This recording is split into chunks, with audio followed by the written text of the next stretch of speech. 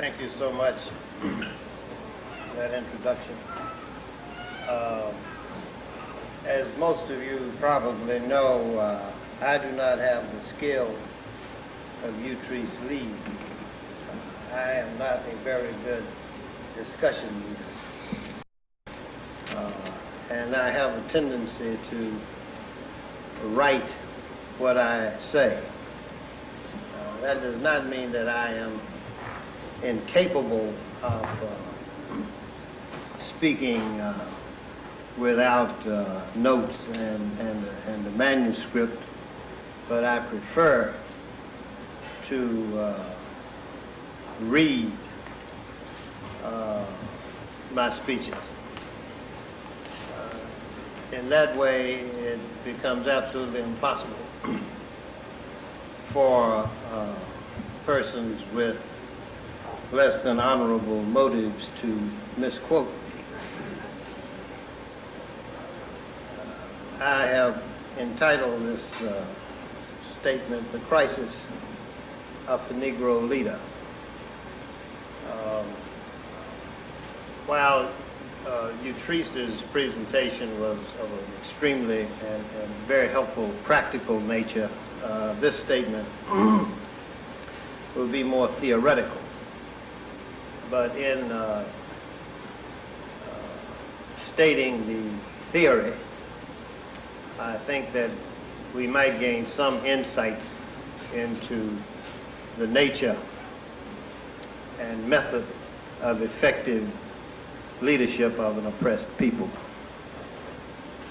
A few days ago, I received a call from an old and dear friend, Grace Killens, the widow of the great African novelist John Oliver Killens. She was calling me regarding the disposition of the Killens papers. It seems that she is being courted by a number of major white universities, which are offering a substantial amount of money for the privilege of including the papers and works of Killens in their collections of great literature.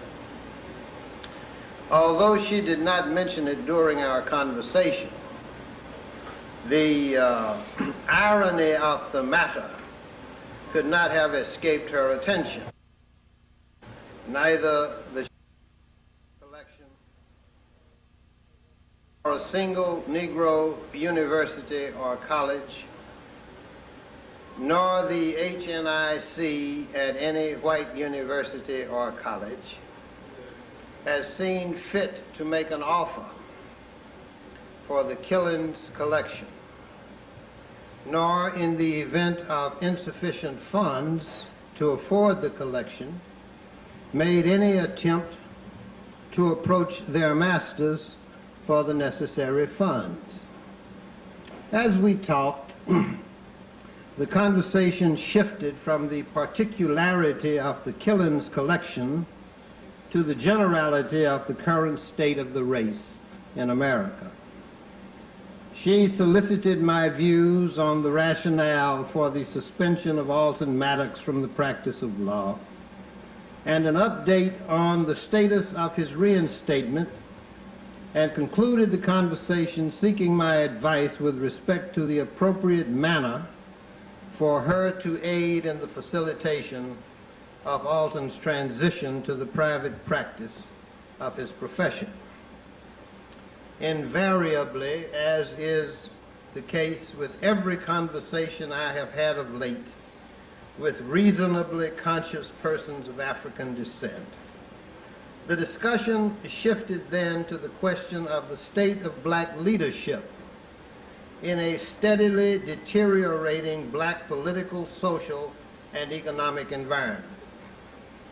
Most of the people whose opinions I respect seem to have concluded that the African situation in America in the 21st century will be far worse than it has been in the 20th century. The day after my conversation with Grace Killens, I received a call from Alton Maddox, who asked me what I would like to talk about at the 1999 convention of the United African Movement. My reply was that I would talk about anything he might suggest. He suggested that I say something about black leadership. As most of you are aware, for many years now, I have found nothing good to say about the quality of leadership in black America. I have rather cited instance after instance of the failure of traditional black leadership to fashion rational solutions to the predicament of race in a racist society.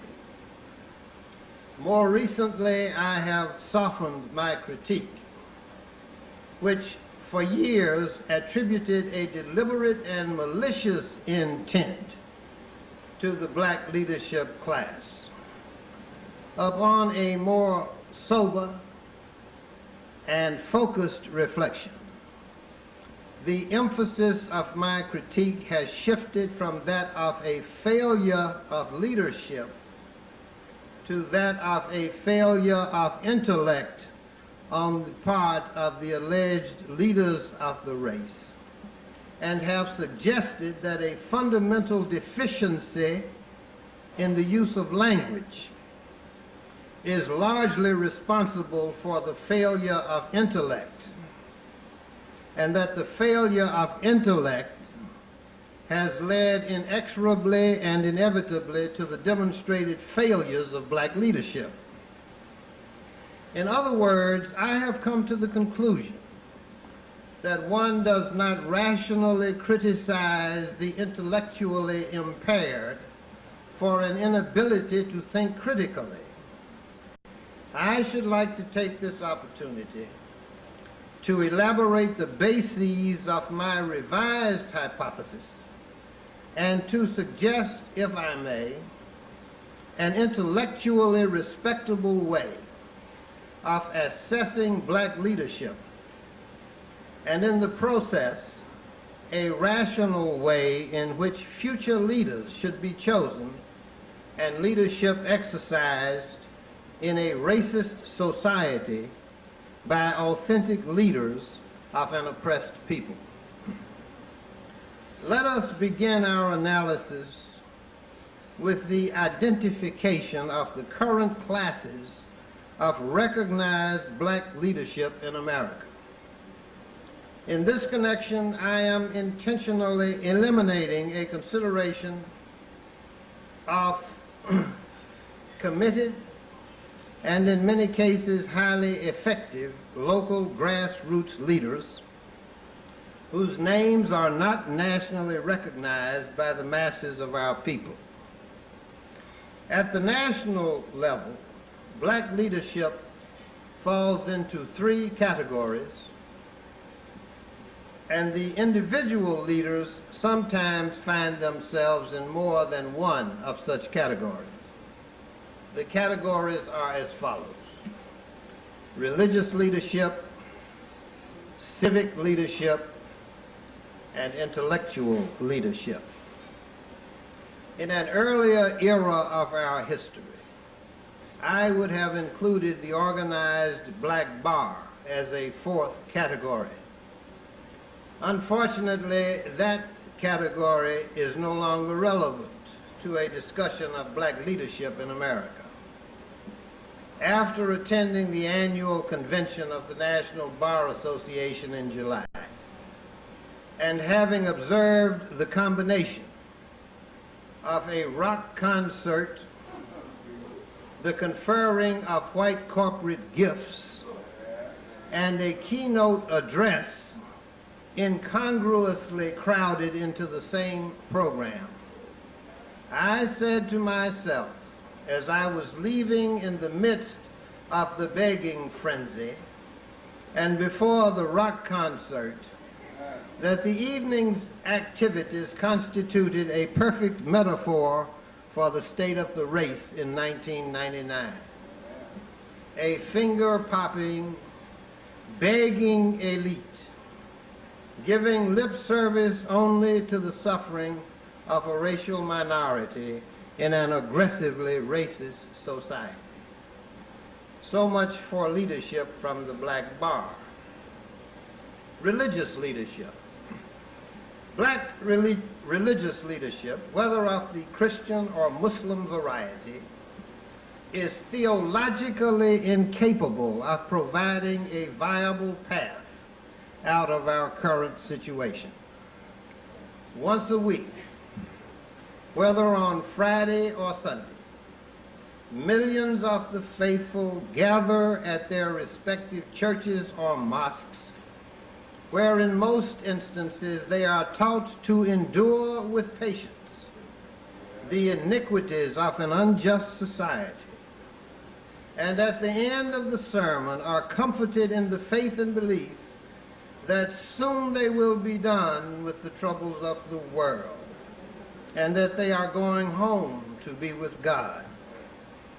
The theological bases of the two major religions of the African in America are inconsistent with an effective liberation strategy. Christian and Islamic eschatology both lead inexorably toward a posture of individualism and quietism. Unquestioning faith in an omnipotent and benevolent God who will right all wrongs in the great hereafter is inconsistent with Islamic tolerance of slavery and Christian pietistic quietism, but utterly inconsistent with a sustained and dedicated struggle for the liberation of an oppressed people on the planet Earth. Even the proponents of a black theology of liberation have failed to reconcile the contradictions inherent in Christianity and black liberation. As my cousin William R. Jones has painstakingly demonstrated in his book, Is God a White Racist?, their theodicies are packed with inconsistencies and contradictions. Martin Luther King Jr. taught us to turn the other cheek in the face of racist atrocities. In doing so, he was operating well within the parameters of sound Christian doctrine. He was operating at the same time well outside the parameters of a meaningful liberation theology. The Christian doctrine of love and forgiveness of one's oppressors is totally at odds with the notion of black liberation. It is the implicit and explicit acceptance of and adherence to these Christian principles and the submission to the will of Allah in the face of extreme prejudice, discrimination, oppression, and genocide, which have rendered ineffective a religion-based movement toward black liberation. These pervasive belief systems among the black population have served the oppressor well as our masses become increasingly individualistic and quiescent in their responses to the acceleration and intensification of aggressive oppression in an increasingly fascist state.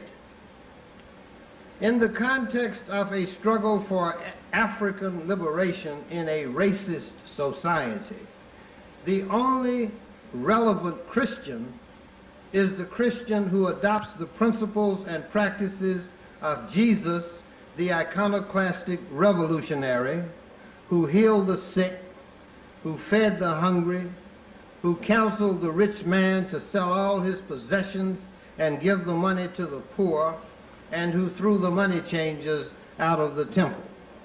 The relevant Christian rejects any aspect of the religion which might be interpreted as preventing an oppressed people from defending itself against a racist oppressor as a precondition of personal salvation in the hereafter. A just God cannot require so obscene a contradiction. Civic leadership. Black America is replete with bourgeois civic and civil rights groups, each of which, to a greater or lesser extent, gives lip service and in some cases money to the alleviation of the plight of the black masses.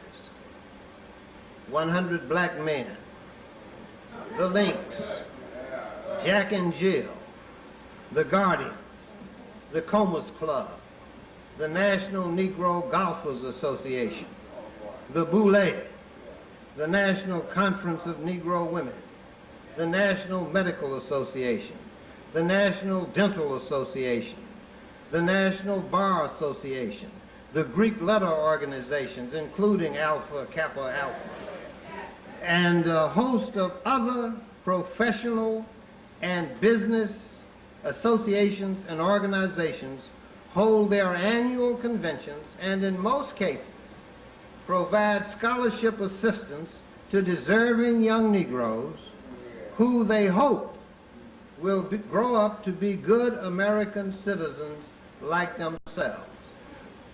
That is to say, Negroes who are well adjusted to the oppression of a racist society and who find a way to coexist amicably with their oppressors. Most of these Negroes are associated with a church or a mosque and implicitly accept the counter-revolutionary doctrines of traditional Christianity or Islam. Within the category of civic leadership, one must include the traditional civil rights organizations such as the NAACP, Urban League, SCLC, and Operation Push. Unlike the aforementioned organizations, these groups were ostensibly created for the express purpose of pressing and defending the human rights of the oppressed black masses. And true to the tenets of traditional Christianity, each of them preaches either implicitly or explicitly a doctrine of quietism in the face of overt racist oppression.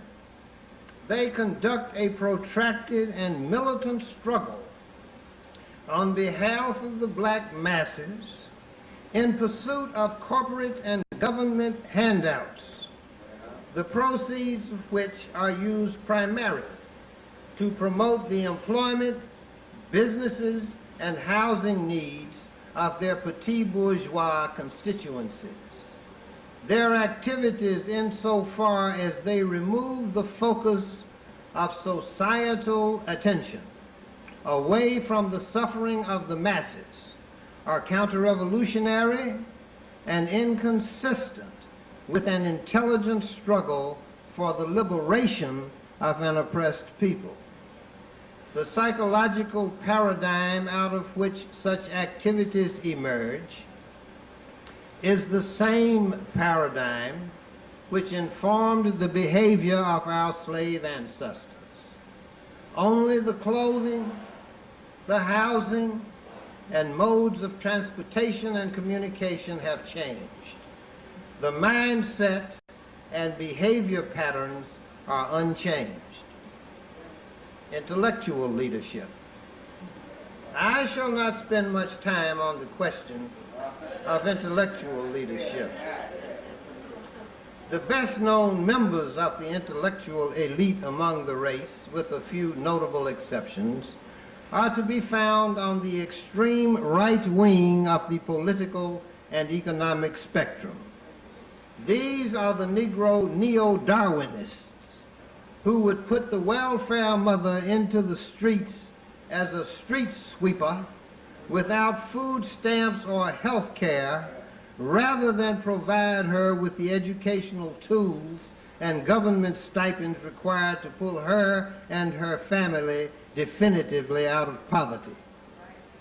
In the event of an all-out struggle against racist oppression in America, These right-wing Negroes would be tried as traitors by a people's court and hauled before a hastily assembled firing squad.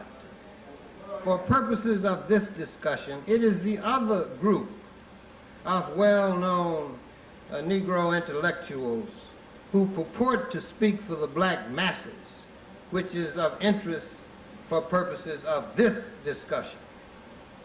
They are to be found at the Ivy League universities and on television talk shows where they intellectualize and philosophize concerning the plight of the black masses. Yet here again, their ruminations concern only the anatomy of oppression in a racist society. At no point does any of them, with a few rare, heroic, and much maligned exceptions, have anything to say of relevance to a true struggle for the liberation of the race. In almost every case, there is no analysis of the fundamental principles upon which the system of exploitative and racist capitalism rests. At no point do they raise, within a tightly reasoned economic context, the issue of back pay for 250 years of forced labor. At no point do they raise the question of the rape of the human resources of Africa and the necessity of African reparations for the rape and plunder of that continent. They, like their civic and religious brethren, while deploring the pitiable plight of the black masses, are silent on a strategy designed to liberate the masses from their plight. They delight in proposing protracted national conversations on race and lend their names and reputations to such conversations.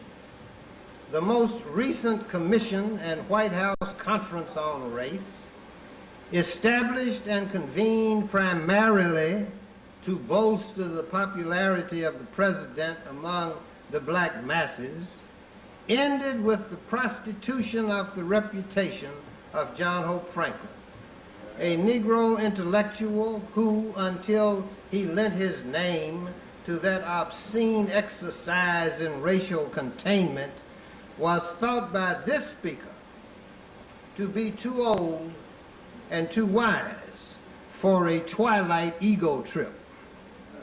The majority of Negro intellectuals are committed, like the theological and civic leaders, to a theology and or philosophy grounded in individual salvation, whether of the secular or religious variety. As such, they have no rational message for the masses of the oppressed. What is the common factor in the failing of these three groups of Negroes to alleviate the oppression of the masses of Africans in America? I would suggest to you that the common factor and flaw in the philosophies and activities of each of these groups, excluding the neo-Darwinists who reject even survival, not to mention liberation, as a strategy, is the failure or refusal to understand the fundamental difference between racial survival and racial liberation. If we should examine closely the intellectual underpinnings of the ideas and programs of each of these categories of leadership, we would quickly discover that nowhere in their thinking is there a strategy for the liberation of an oppressed people. On the contrary, their strategies are predicated solely on a philosophy of individual survival in a racist nation. For almost 400 years, the strategy of survival has been successfully implemented by our Negro leaders. It is the strategy which sustained our lives in the dark days of slavery. Upon closer examination, it will be observed that the essential outlines of that strategy have not changed since the days of slavery. Each of these groups is betting on the will of the oppressor's government to liberate them from bondage and oppression. Each of them depends on the largesse of the oppressor's businesses and corporations to finance their survival in an oppressive and racist society. Each of them is thoroughly convinced that without God and Whitey, they can do nothing. This, I would suggest to you, is not the language of a people who would be free. This is the language of a dependent and inferior people who are afraid to face the responsibilities of liberation. Because they fear the responsibilities of freedom, they are unprepared to fight for their liberation from oppression. Because they are unprepared to fight for their freedom, their young men and young women are gunned down like dogs in the streets of our cities, hauled off to prison by the hundreds of thousands, and when lucky enough to escape the roadblocks and other traps set for them by a racist gendarmerie, they are humiliated on a daily basis by white racist bureaucrats. And in case those who have escaped the common fate rise up in anger and frustration at the unacceptable levels of oppression, our Negro leaders are always on call to rush in and calm the masses with their marches and messages of nonviolence, love, atonement, and reconciliation. Meanwhile, genocide proceeds apace as our leaders sip their cocktails in the tents of their enemies, who are only too happy to fund their survival strategies. Our annual conventions and commemorations are nothing more than celebrations of our survival, where we are joined by our oppressors, who celebrate along with us, but who understand that our definition of survival is exactly the same as their definition of containment. It would be interesting to count the number of our white supporters who would show up to celebrate the formation of a serious black organization dedicated to the liberation of our people from racist oppression. It is for the foregoing reasons that I have declared the Negro leadership intellectually bankrupt and functionally illiterate. They must be replaced by a literate, independent, mass-oriented, militant, unafraid to strike a blow for freedom leadership, which understands the difference between racial survival, which was taught to us by the slaves and the slave masters, and black liberation, which cannot be taught to us by the current Negro slave class, whom we have mistakenly categorized as our leaders. In the months leading up to the third millennium, it is my hope and plan that a strategy of Negro leader replacement will be fashioned and honed to the point where some of us will enter the 21st century as free men and women, secure in our being and capable of shouldering the responsibilities and burdens implicit in the concept of liberation. To do less than that is to accept the limitations of slavery and life on this planet as a race of world-class beggars. It seems to me that we can do better than that. Thank you.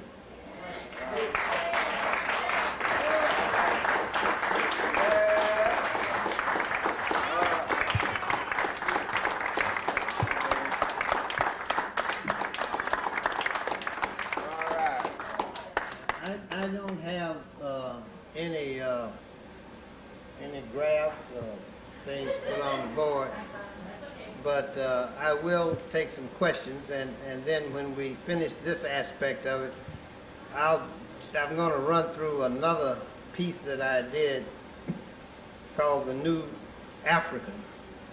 I'm not talking about my magazine, I'm just talking about this piece I wrote. There's a chapter in Coming of Age in the Third Millennium.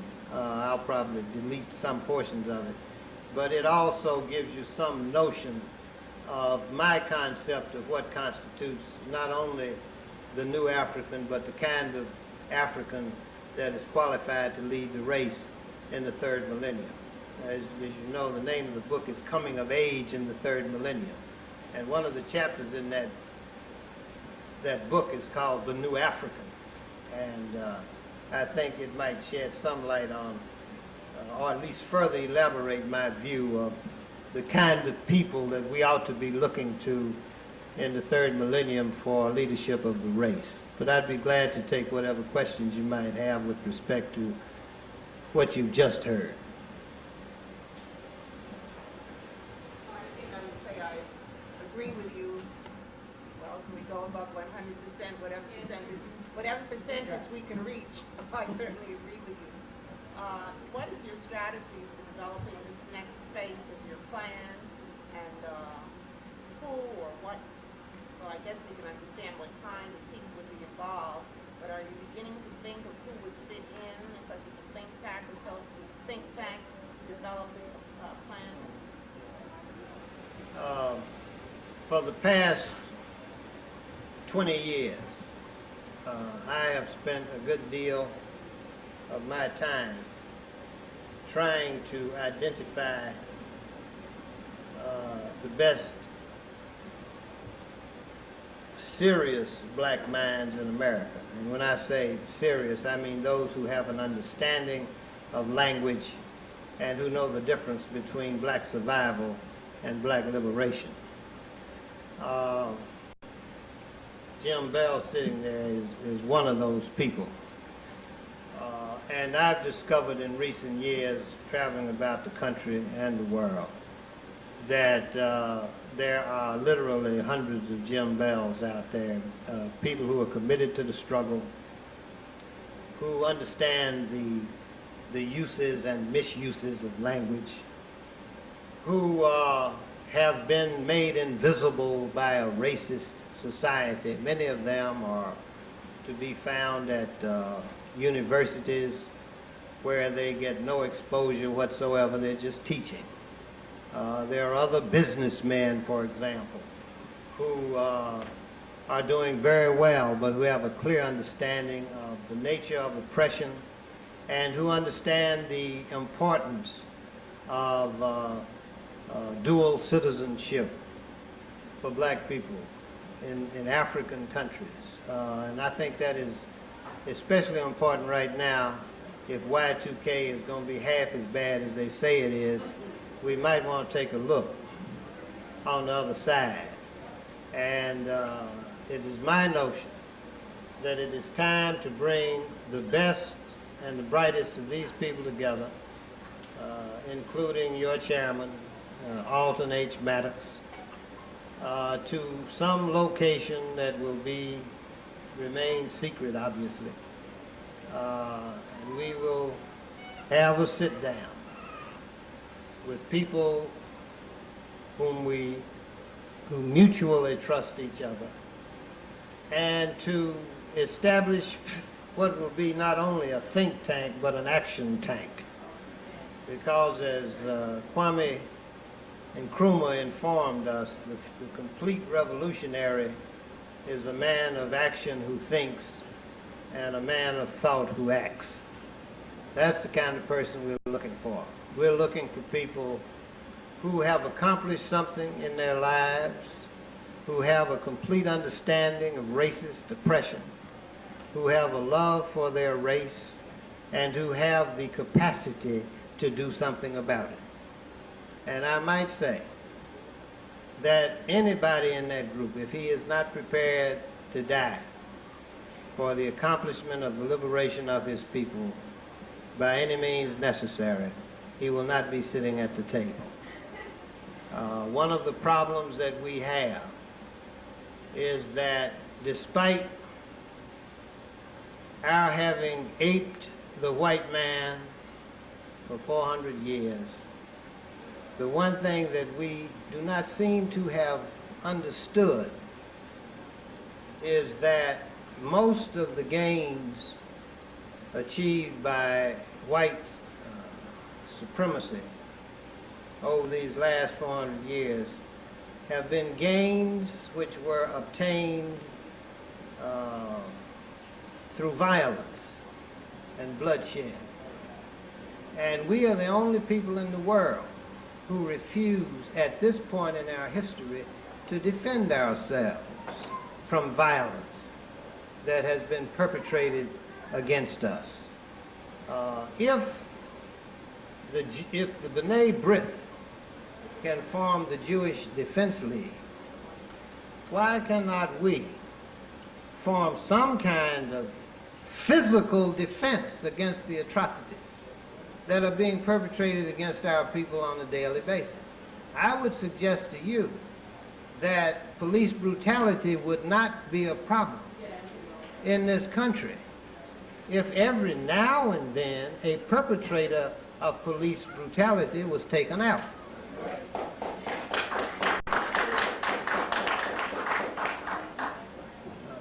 Back in the civil rights days, at least we had the deacons for defense and justice. Where are they today? There's nobody offering physical resistance to racist atrocities. They're taking out our young people, they're taking out our women. It has gotten to the point where they apparently believe we will take anything and say absolutely nothing. Not only will we not defend ourselves, but we don't even give lip service to it. Now you got the Urban League all of a sudden taking the lead in the fight against police brutality. It's unbelievable.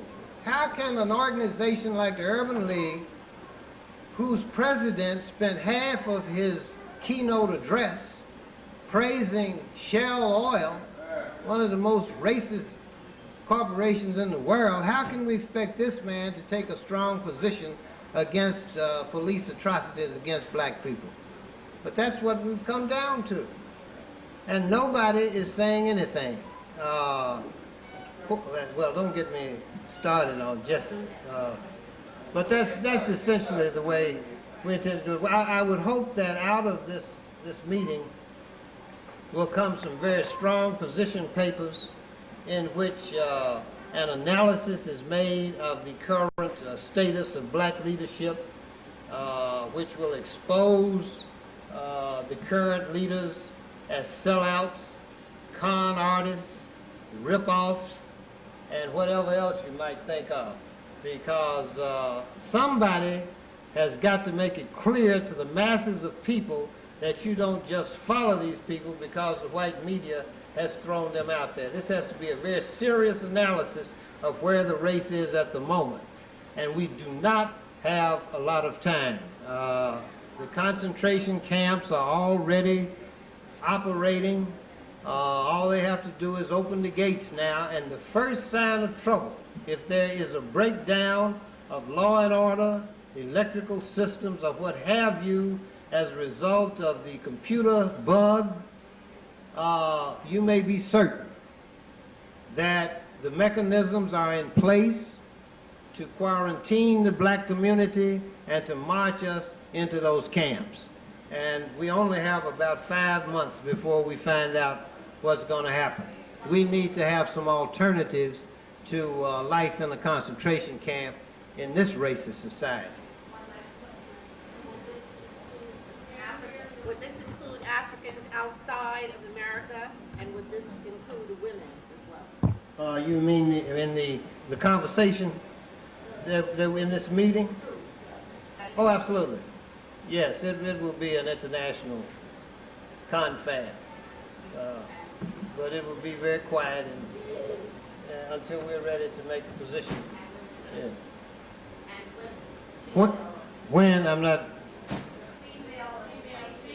Oh, absolutely, absolutely. No. Pardon? Yeah. Yeah.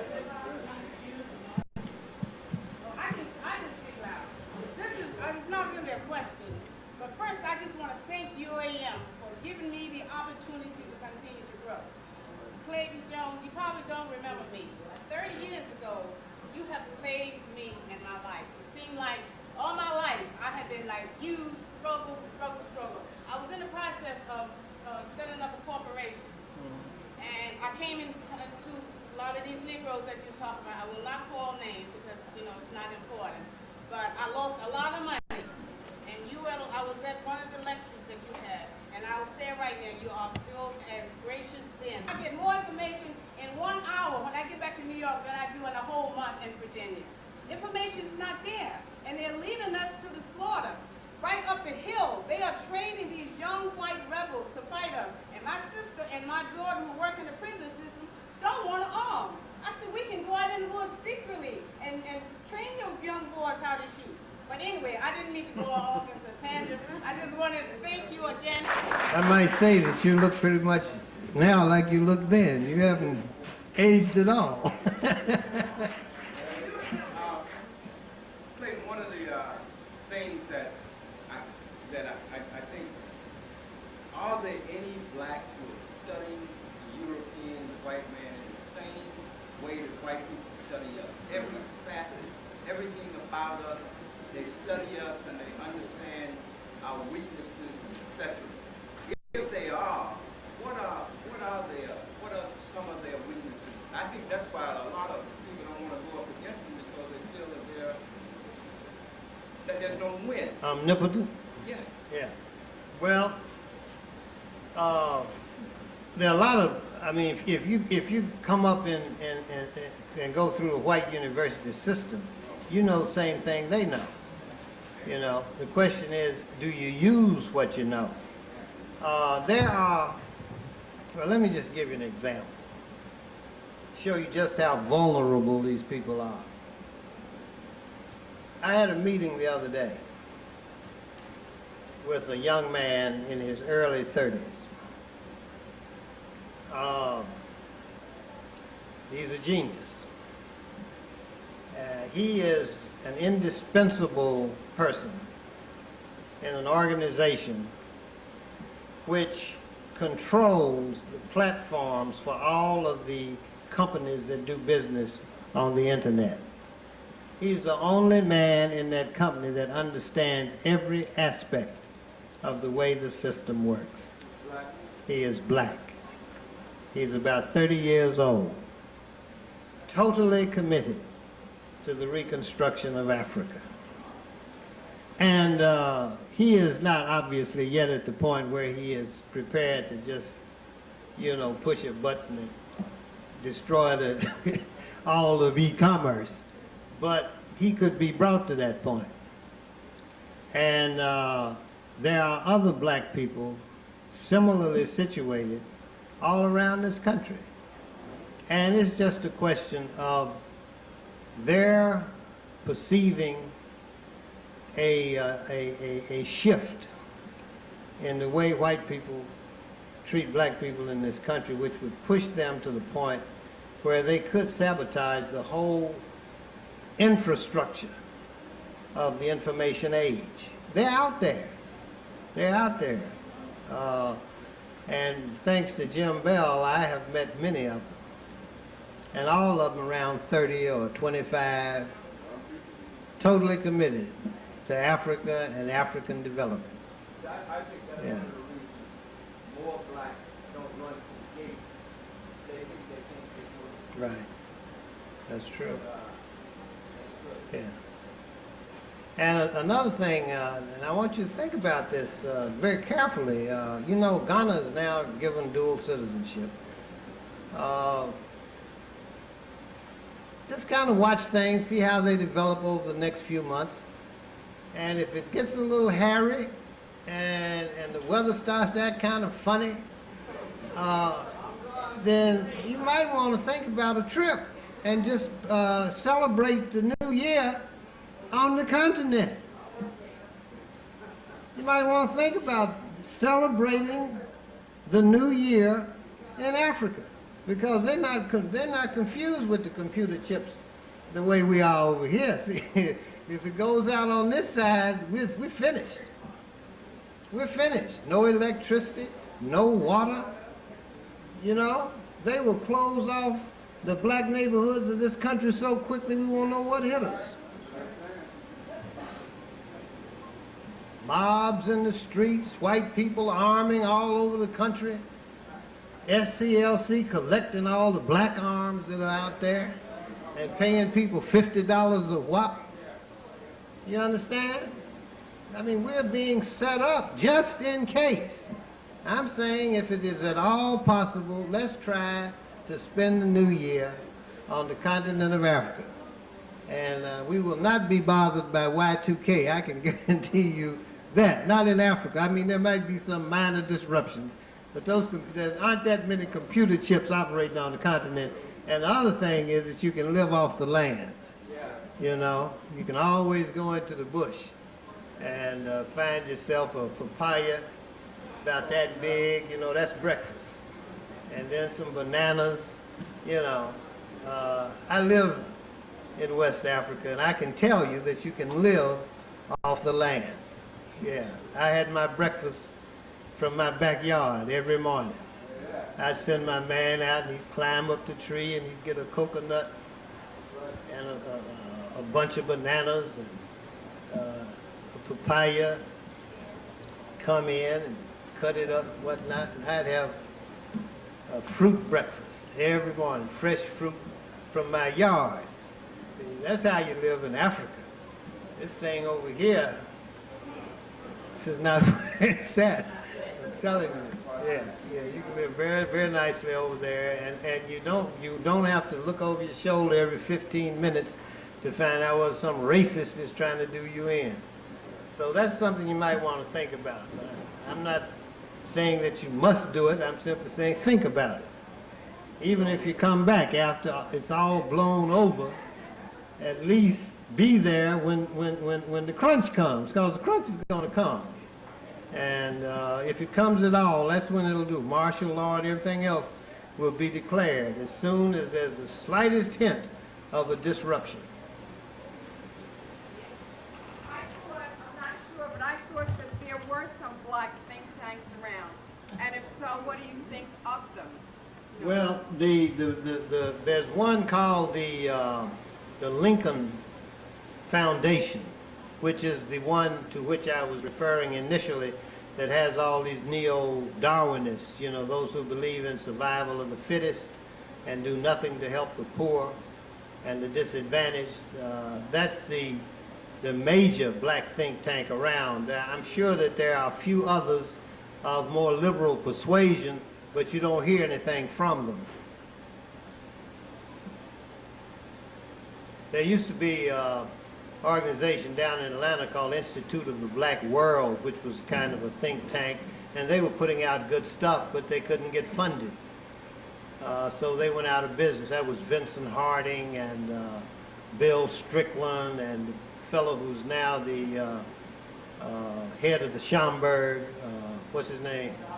Yeah, he was down there. They were putting out some good work. But all of that's gone now. You don't hear of anything. You said they don't get funding, you mean they were expecting government? No, they were expecting some black people to fund them. Yeah. Yeah. I want to say, if you say you have an organization or something that you looking out to, if you have, what I'm saying, I use UAM, I go to other organizations, we must put gather a group of people will agree on principles under this umbrella and take it off of the white races in this country and let us, since we have a small group, 'cause I find I would take care of this building. I didn't go for no job. I've been in Black Revolution so many years, and a lot of people think Other forces would lead a catastrophe like a civil war, something like that. What other groups do you have in mind?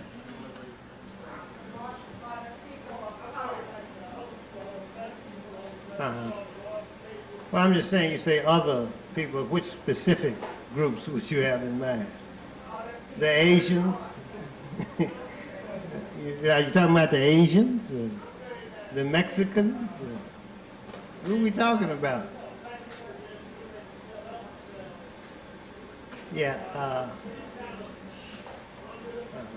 Yeah. Let me suggest something to you. Until we take concrete action to liberate ourselves, there will be no coalitions. Coalitions are formed among equals. And right now we are unequal to everybody.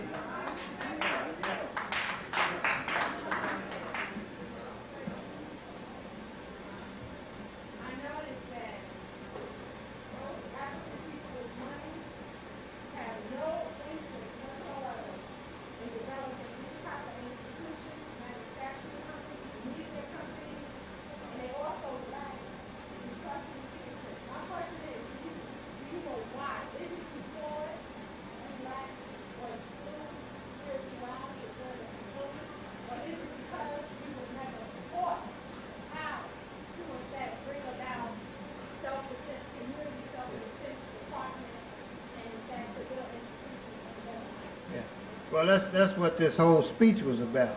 We still have the mentality that got us through slavery alive. Our posture in America today is essentially the same as it was during slavery. It's individual survival.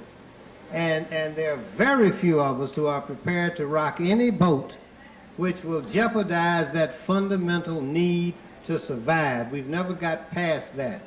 Liberation is something, as I said, that requires responsibility. And we are not a responsible people. Most black people do not believe that they can operate without white support. Let me give you an example. In Atlanta, Georgia, which probably has the largest percentage of black millionaires in the country, okay? The Negroes down there got so much money, it's ridiculous. I mean, just one suburb after another with these $2-3 million houses. And then there's a whole black corporate elite down there, 100 black men. I was talking to a few of them the other day, and they were debating with each other as to which of them was most successful in their eleemosynary activities with respect to their annual banquet where they give the prizes and the awards to the young children in the school system and whatnot. And the standard of success was how many white sponsors they were able to bring to the table. That was the measure of success. Not how much money I gave to 100 black men, but how many white sponsors I was able to find. Now, at a more fundamental level, I'm going to tell you a little story about something I saw on television. you know, being retired, I'd sometimes turn on television. I can see, you know, a lot of little silly things that come on. And they had this thing, it was called, it's an old program, Candid Camera. And it was a bookstore scene. Some of you might have seen it, maybe not. Yeah, they had about, there was a man there who was selling these books. And several white people came up, and when they gave the book to him, he would open it up, and he had a pair of scissors. And he started cutting out sections of the book. And he explained to them, you know, there's a lot of stuff in here that you shouldn't read. You know, we got to be careful about what we read nowadays. He just clipping. And all the white people said, hey, wait a minute, hold it. I will make that decision for myself. Now, you take that book, you put it in the trash can, because I'm going to get another one. I've already paid for it, so I don't even want to talk about it. I mean, they got disgusted. Here comes the black lady. He starts clipping. You know, we've got some terrible things in these books, and you don't need them. You're absolutely right. Just cut it all out. That is the master-slave mentality. She was letting this white man decide for her what she should read.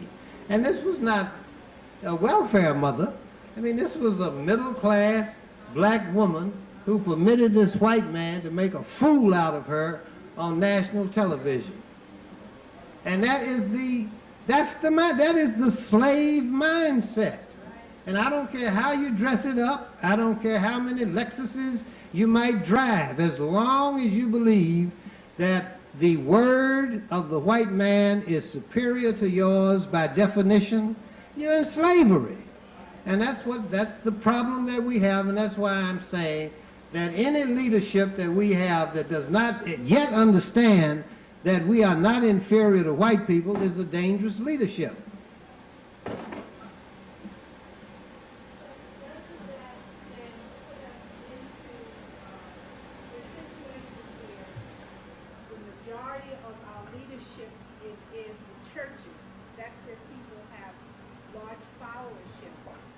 So if you cannot get the people to recognize where the preachers are leading them, aren't you always going to be in a problem? Because, I mean, sometimes, like with the civil rights and so forth, we were able to sort of shame the preachers into following the people. So it seems to me it would be incumbent upon us who know to try to take glaring examples of things, make it crystal clear to the people, and let them set the fire under the leaders to force them to be there to handle the issues. I mean, like for instance, when we're talking about police brutality. Another thing is what's going on with this total prison system now, where the amount of money that they're making by having these people in prison, phone calls, for instance, the most expensive phone calls they make now, these prisoners miles away in other counties, you know, upstate and so forth, calling home. It costs the family so much just to talk to them. And if somebody's there, they don't want to not take the calls because you don't know what's going on. So they're making lots of money.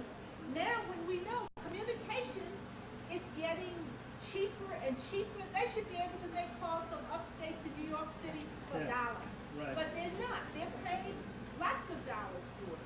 So that's like one issue where you have so many families that do have people in prison. If you could just take that one issue like to the state legislature and say, hey, you have things like Watts lines going into New York City, you should have something like that on. These people should not have to pay these operator assisted calls like $5 for something that should cost you 75 cents. Right. I mean, that's an issue that people could relate to realistically. And then how does a minister say he can't support that? Here's a mother got 2, 3 children in prison, and he can't support something like that. Well, You know, it seems to me you can pick a lot of things like that. yeah, but still, But even there, you know, you're simply reacting to a discrete example of oppression. That has very little to do with strategizing for the liberation of the people. That again is a question of survival. That is a survivalist tactic. That's not a liberation tactic. See, the difference would be if, you know, you attack the prison and let all the prisoners out. That's liberation. See what I'm saying? See, we're talking about two different orders of magnitude here. A liberation strategy. Now, I'm perfectly prepared, Geneva, to discuss survivalist tactics with you. But I thought I was here to talk about black liberation. And I'm not, let me tell you something. How did Fidel Castro get the people of Cuba involved in their own liberation? He took 13 men into the mountains. It doesn't take all the masses to effect a revolution. The conditions will create the revolution. Yeah, we can talk all we want to, but you've got to have somebody in place at the time the conditions become so unbearable that they've got some direction. And I would think that that is the role of organizations like UAM. And when I say like UAM, I don't know too many others like UAM. I'll be frank with you.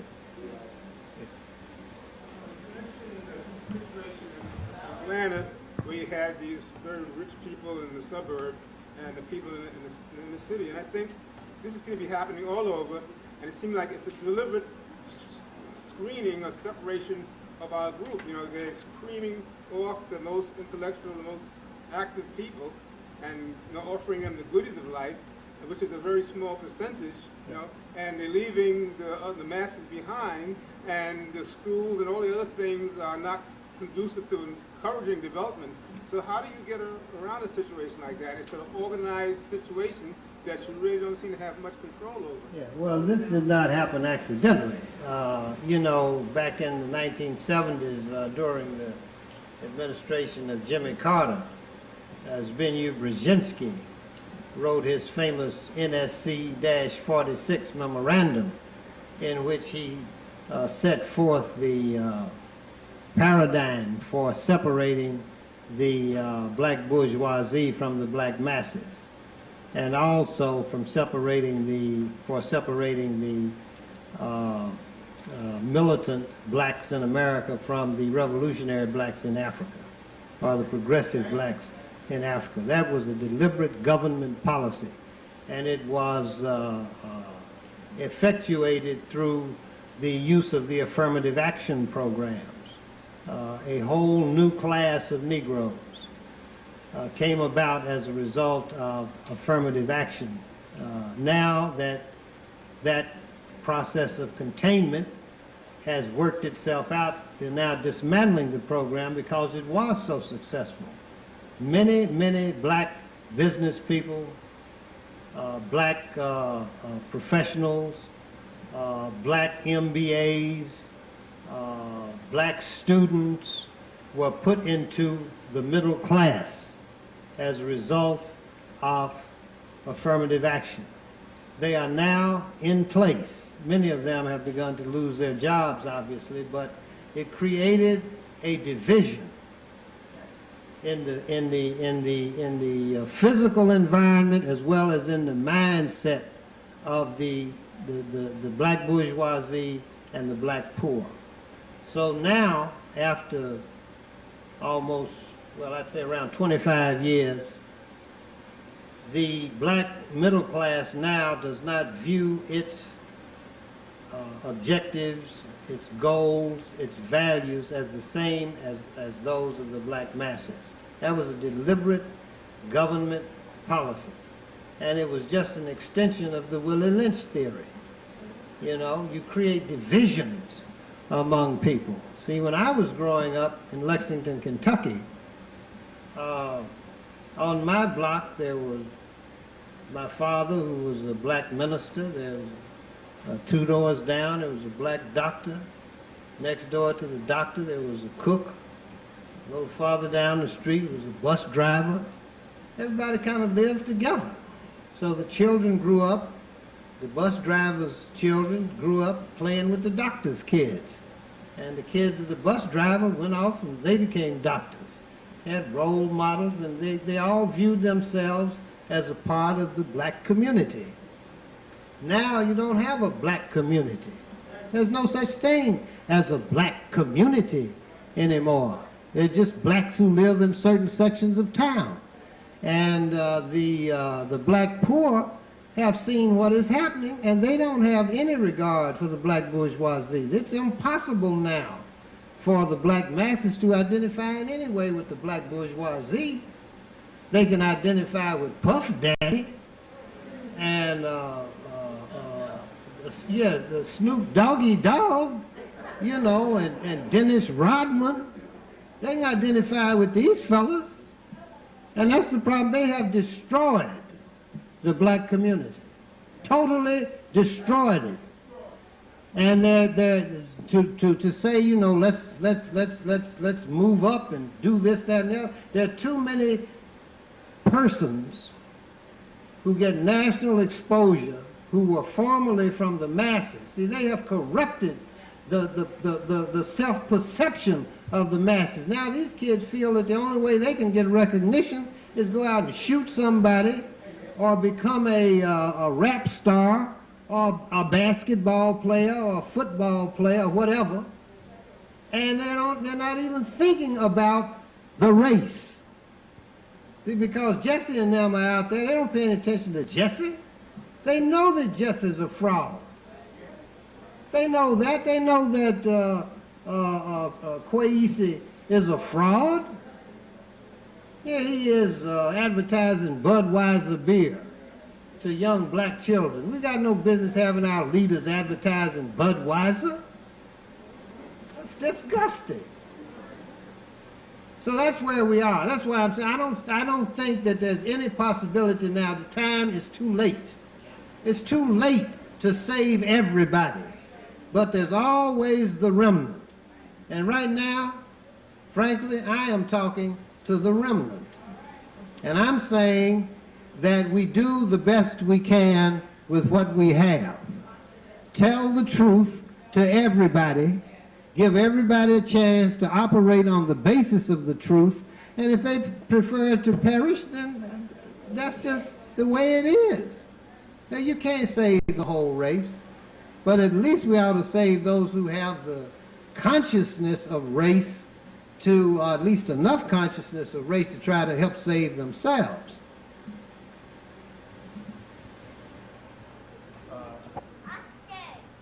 First, I would like to thank you very much for your presentation. I mean, many of the things you said, I've been feeling that way for a very long time and haven't had the ability to articulate it the way you can articulate it. I would also like to thank UAM for existing and having be there, because I myself am a black man that came from parents who weren't part of the bourgeois, but they wanted that for me.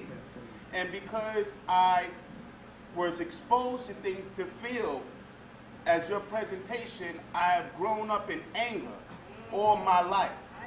And there are times when things happen in the community where I feel that because I think this is just too little people to be here. When I come to UAM meetings on Wednesdays, I really think that it's just too little people to be there for what is happening.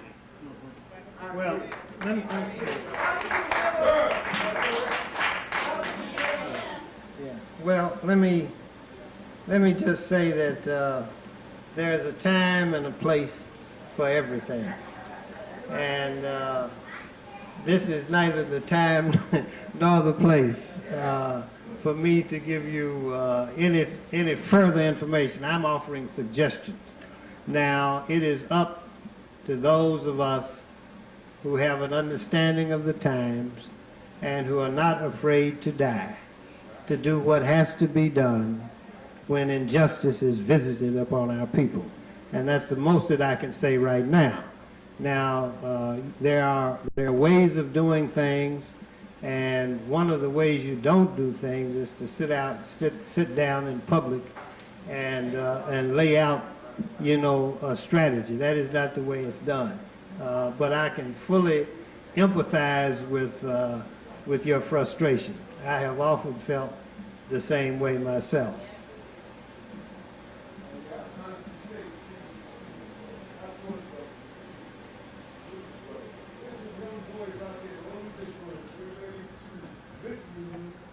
What you gotta say, they will do whatever you have, whatever you suggested they do. Just talk to them. Them young brothers out there drinking them 40s or whatever.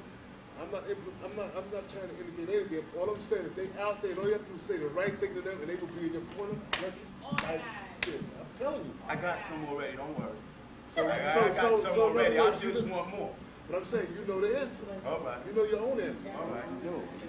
Let me tell you how the Algerian War ended. In France during the 50s, I was a student in France during the 50s. And the Algerian War was at its height. And in fact, the war ended the year that I left France in 1958. And the thing that brought that war to a conclusion was that for an entire year, somewhere in France, every day, a French policeman lost his life. Every day, for 365 days, like clockwork. And that's how the Algerian War ended. Now, let me just say this. In terms of lesser drastic measures for dealing with a racist society such as we're confronted with.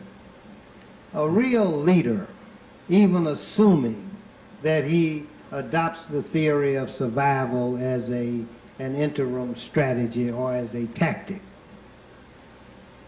what would a real leader in contemporary America do today?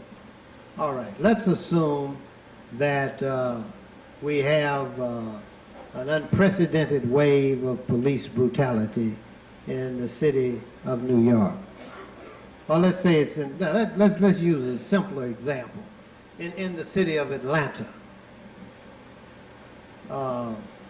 As you know, Coca-Cola is probably the largest organization, corporation in the city of Atlanta. Nothing moves in Atlanta, Georgia, unless Coke says it moves. All right. Now you've got black children, black women being killed on a daily basis, just as they were during the time of the hysteria around the Wayne Williams case. Now let's make it even simpler. Let's say that the black community is concerned about the use of the Confederate flag as the state flag of Georgia. Let's do a little simple case. Now, how do you get rid of the flag? You got SCLC there, right? Martin Luther King III is the head of SCLC. You want to get rid of the flag? You call a nationwide boycott of Coca-Cola. And no black people buy Coca-Cola for the next 5 years. That's the nature of the boycott. You know, no negotiations. You understand? Either the flag comes down within the next 48 hours, or for 5 years, no black people drink Coca-Cola. Now, if Martin Luther King III went on national television and announced that boycott, don't you think their Confederate flag would come down? We have power that we don't even use. Texaco. Jesse made his deal with Texaco. Texaco should have been declared off limits to black people forever. Forever. You don't make a deal behind somebody calling you all kinds of niggers and everything in their private meetings, and you're going to make a deal to take a little money? That's why they have no respect. We could get a lot more respect if we simply used our economic power. And who have we trusted to guide us in the use of that economic power? A bunch of slaves. who will accept a few dollars and sell the whole race down the river. That's our problem. That's why I say there's an intellectual vacuum there among the black leadership. They don't even understand the nature of power. There's enough black money circulating in this economy to bring any industry to its knees as we speak. That's assuming you want to stay here and survive. That is a real survival strategy. But this stuff they're doing with these little marches and things, I mean, that's nothing. Nothing. That's slavery. You don't march and beg some cracker to get off your back. You call your people together, you go on national television and say we're not going to buy Cadillacs for the next 5 years. No more Cadillacs, that's it.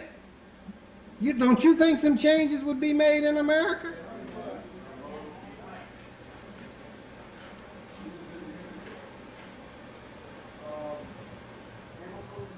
Mentioned that we suffer from an impoverished consciousness. So what can we do as Africans to develop a collective African consciousness? Because I feel that is needed to help propel us to liberation. Because I think you mentioned it before, but I still don't think it really hit home the difference between survival and liberation. But I think if we somehow develop a global African consciousness, we can move further toward liberation of our people rather than just self-survival. How can we do that? Well, you know, I wish I had the answer to that question. There are no easy answers to developing an African consciousness. The first requirement for an African consciousness is that the people of Africa themselves have an African consciousness. And I would suggest to you that their consciousness of Africa is less than ours.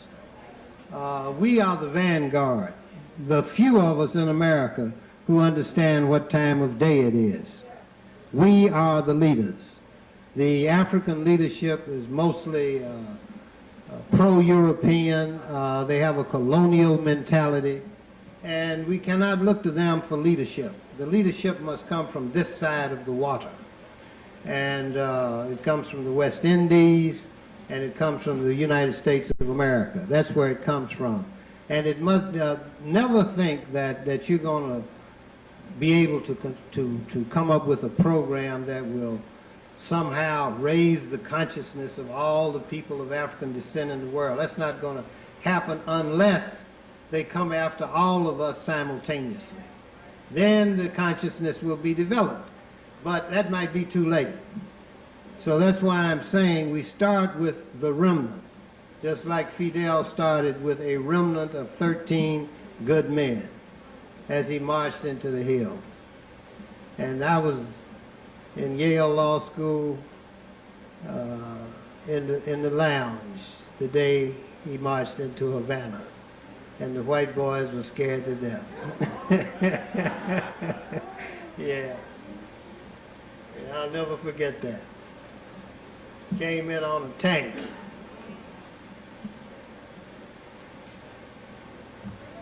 Get information on applying for dual citizenship, i.e. I'll give you the address of an organization in Atlanta either later this afternoon or tomorrow, but remind me to do it. Yeah, they have all the information on how you become a citizen of an African country. Yeah. It's always good to have an extra passport. Young lady. What does that do to our thinking? I didn't hear you. Mm-hmm. Oh, I don't deal with that. I'll be frank with you. I just, I don't care what they call me. I'm a Negro, black. I am not an African American. You understand? There's nothing about me that's an American. So now, you understand? I don't like that term. And I resent the fact that Jesse Jackson can go to Africa and come back telling us who we are. I don't like that. Now, I'm not an American. I don't have any allegiance to this country. And I don't salute the flag. I don't stand up when they play the national anthem. Ever. People look at me like I'm crazy when I go to basketball games and whatnot. I refuse to do it. I will not legitimize what they've done to black people in this country. My whole life is based on the fact that I am an alien in this land. I live here because I have to. My family's here, but I am prepared to leave at the drop of a hat. I've heard on television recently and on radio talk shows, this particular black woman who calls the talk shows, and I've met her actually, and she always speaks of Black Africa. And I always wonder why she would have to use black as an adjective to describe Africa. To me, Africans are black people. I don't think we have to describe, because then it seems that we're giving away Africa to other people who have raped it in order to take the possessions of Africa. So why should we even use the term to identify ourselves as black Africans, or Africans in Africa as black Africans or black Africa? I don't see. Well, some people use the term black Africa to refer to sub-Saharan Africa because the Arabs, they inhabit most of North Africa. That's why she was probably using it. Yeah. A lot of the Arabs really don't want to be associated with black people. Even those with black skins have a problem.